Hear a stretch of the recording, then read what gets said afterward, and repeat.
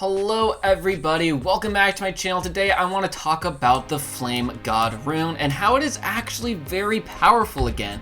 So in the anniversary update recently, its cooldown on Shatter went from 15 seconds all the way down to 10.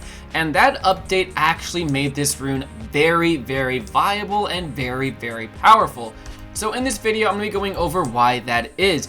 Now, I will say this right off the bat, it is definitely more beneficial for EOT normal than EOT hardcore, just due to the fact that it is somewhat RNG based because the Emperor of Time, as you guys know, flies around the map quite a bit, and you need him to stay still for it to be super duper effective. That's why it's a little bit better on normal than hardcore, but it does do a lot of damage in both. And let's first go over the loadout you want to use with this. So of course you're going to use your standard best DPS loadout you can, and then your moveset's going to be Havoc instead of Calamity with both Windstorm and Shatter. The reason why you're using Havoc and not Calamity is because you want to get Calamity from your Silencer, Party Rune, and Egg Protector players. That is how you really make this thing overpowered. So anyways, me and the Immortal Titans have been testing this rune out a lot in EOT normal, and it is very effective. Essentially what we do for the team loadout is we have as many fire gods as we can, we have a silencer, one protector, and then a party rune. However, this party rune does not use the dance floor healing ability. This party rune will use the disco ball, calamity, and then the dodge cloak. This is so we don't get health back while using havoc. And then the protector we have so we can have that shield up while we have low health. And then we get calamity from all the party runes to silencers and then the protectors. And overall this becomes very effective. We easily get under a minute and a half every run when we use a lot of flame gods. As you can see in the background, this thing shreds. Now, does this work in hardcore as well? Yes, it does, but it is a little bit more tricky because you are using Havoc. I would still recommend a full team of Soul Runes or maybe Snow Angel if you're going to be going in hardcore over Flame God. However, many a times in raid parties, I have seen Flame God players outdamage both Soul and both Snow Angel DPS. It is just very difficult to get good at.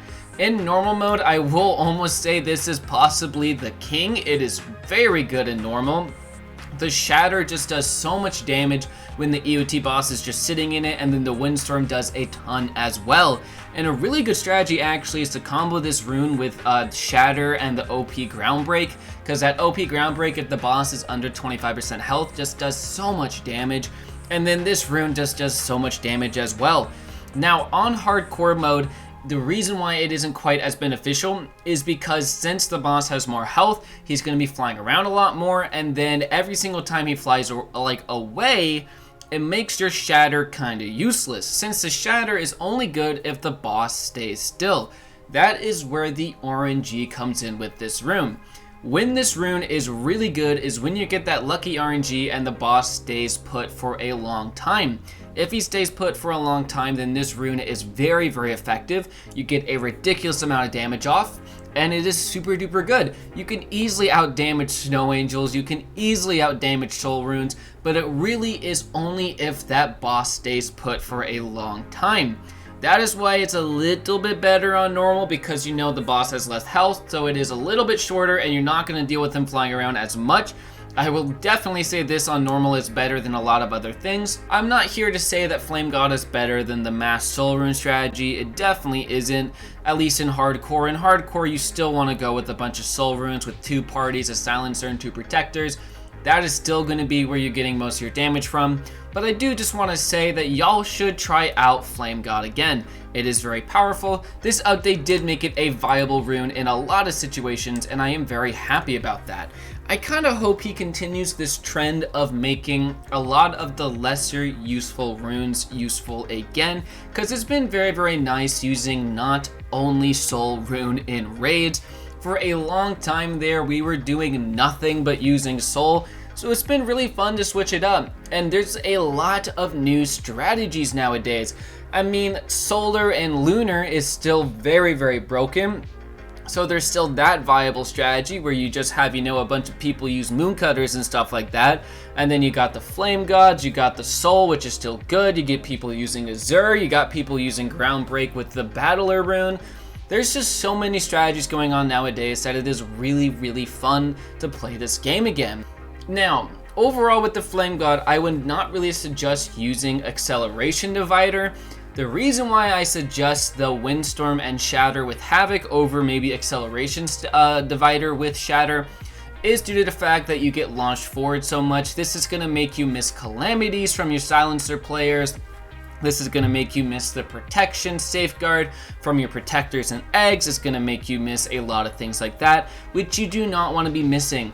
This rune is kind of difficult to use because, again, with any havoc strategy, you're going to be running off a low health in order to do a lot more damage. So do keep that in mind when doing this. It is hard and you will die a few times, especially in hardcore. If you're going to be using this strategy in hardcore, you definitely got to know what you're doing and you definitely got to know how to dodge attacks. Anyways guys, this video is pretty dang short. I just wanted to talk about how Flame God is actually effective again. Comment down below if you guys agree with me. Comment down below if you guys think I am totally crazy, and let me know if you want me to do more videos like this. One idea I've had lately is to solo EOT with lunar or solar rune. I think that can make for a pretty interesting video considering it still hasn't been nerfed yet. And yeah, maybe look forward to that later this week. Thank you very much for watching. Leave a like if you enjoyed, subscribe for more, and I will see you in the next one. Bye.